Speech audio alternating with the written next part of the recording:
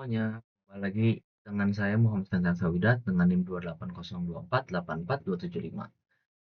Pada video kali ini saya akan bedah tuntas untuk sesi forum Algorithm and Programming di sesi 12.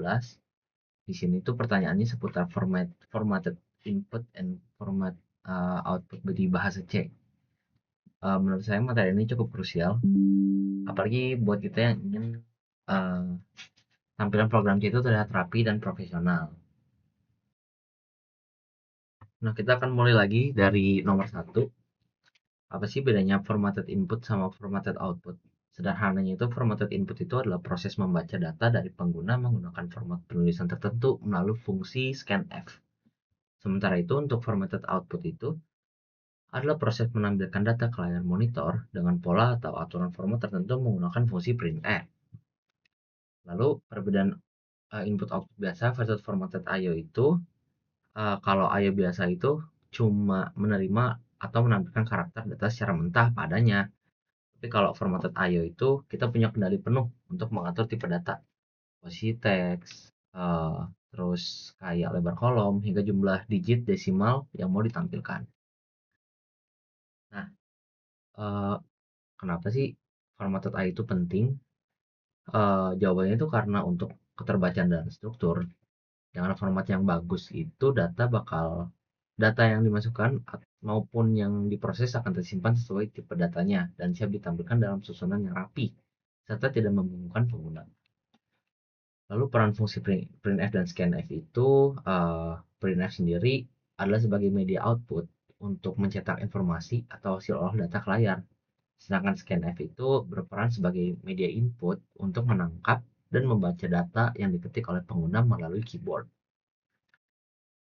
Lalu pengertian format specifier itu, um, format specifier itu sebenarnya kayak simbol kode khusus seperti %d atau %f yang berfungsi untuk memberi petunjuk kepada compiler tentang ini jenis atau tipe data yang sedang dibaca itu apa sih gitu, yang atau yang akan dicetak itu apa gitu tipe datanya.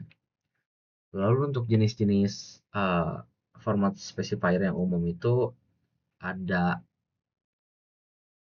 kayak %d untuk tipe data integer atau bilangan bulat, lalu %f untuk float atau bilangan desimal, LF itu untuk double desimal yang berpresisi tinggi, lalu ada %c untuk karakter, dan yang terakhir itu adalah %s untuk string atau kumpulan karakter. Nah, apa yang terjadi kalau format specifier itu nggak apa namanya kayak nggak cocok sama tipe data variabelnya. Nah, ini tuh harus hati-hati. Komputer itu bisa salah membaca nilai di memori. Hasilnya nilai yang muncul di area itu bisa salah kaprah.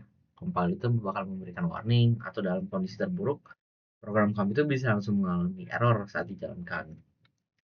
Nah, untuk mengenai escape karakter seperti \n dan \t, ini nih dipakai untuk mengatur tata letak visual output.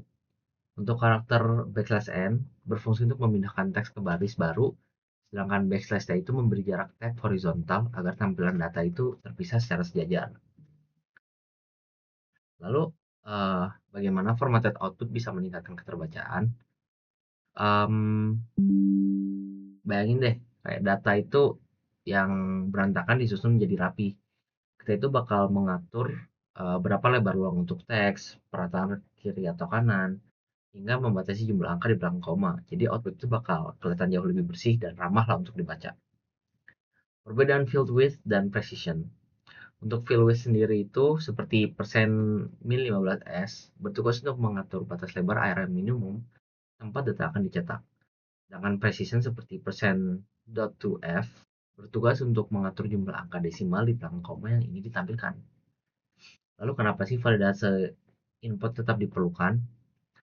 Karena scanf itu hanya bertugas membaca sesuai tipe data, tapi kita itu nggak bisa menjamin apakah data itu benar-benar valid secara logika. Misalnya, penggunaan memasukkan angka minus untuk umur atau menginput huruf saat diminta angka. Nah, disinilah validasi tambahan itu tetap wajib ada.